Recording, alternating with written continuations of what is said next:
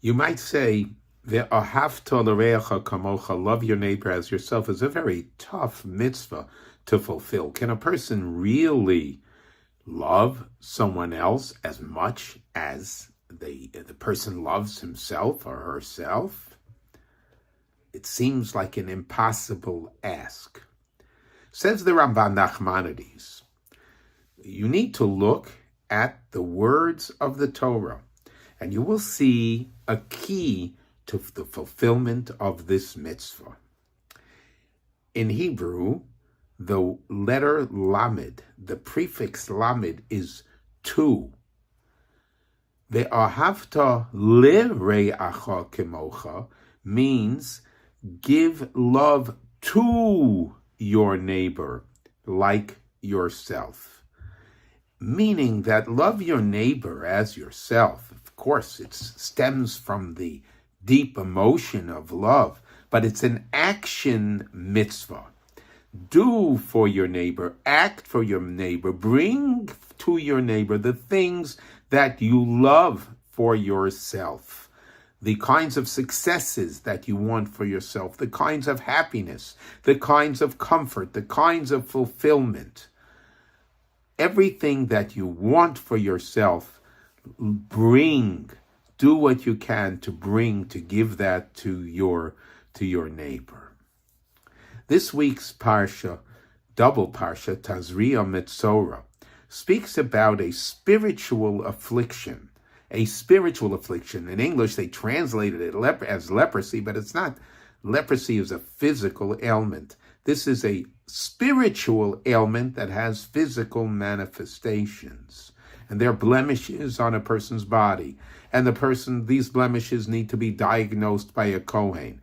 Is it really a tsaras? Is it really the kind of blemish that warrants moving out of one's house, moving outside of the city? And there are all kinds of directives within the portion to help a person who is afflicted with this spiritual ailment to become healed.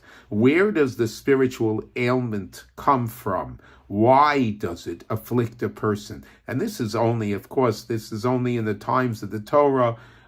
We don't have this ailment today. In the times of the Torah, a person who spoke Lashon Hara, a person who misused the gift of tongue, the gift of speech, to denigrate other people, he was afflicted with this Metzora, this tsaras, and in Hebrew is called a nega. And his punishment, or rather his therapy, would be to be moved out of town in isolation, and this would give him time to think and to contemplate about his behavior and to work on himself to control his speech. What is the key to controlling one's speech?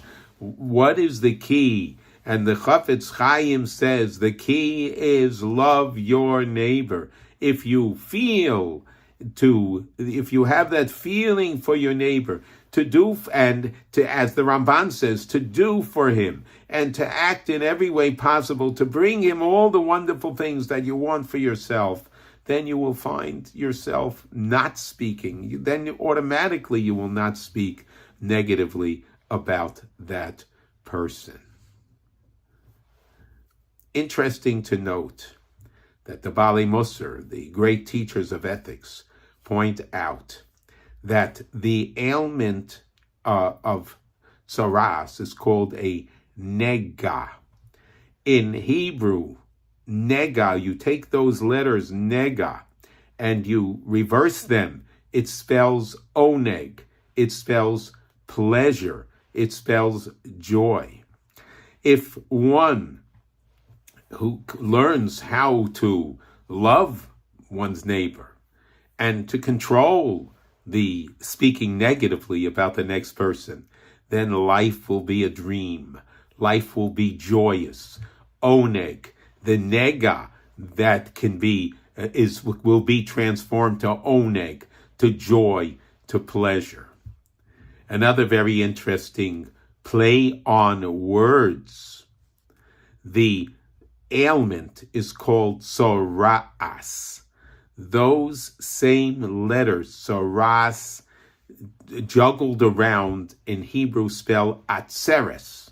Atzeres means a gathering. It's a gathering of pleasure. It's a gathering of joy, like Shmini Atzeres, which is the culmination, together with Simchas Torah, culmination of the holiday of Sukkos. So, if one is careful to perform the mitzvah of love your neighbor, meaning love to your neighbor, seeking ways to give, to do, to act, then one will also, as a result, be automatically, it will follow to be careful with the one's gift of speech, and then life will be so joyous. Life will become oneg, a joy, and atzeres, a joyous gathering. Have a beautiful, joyous Shabbos.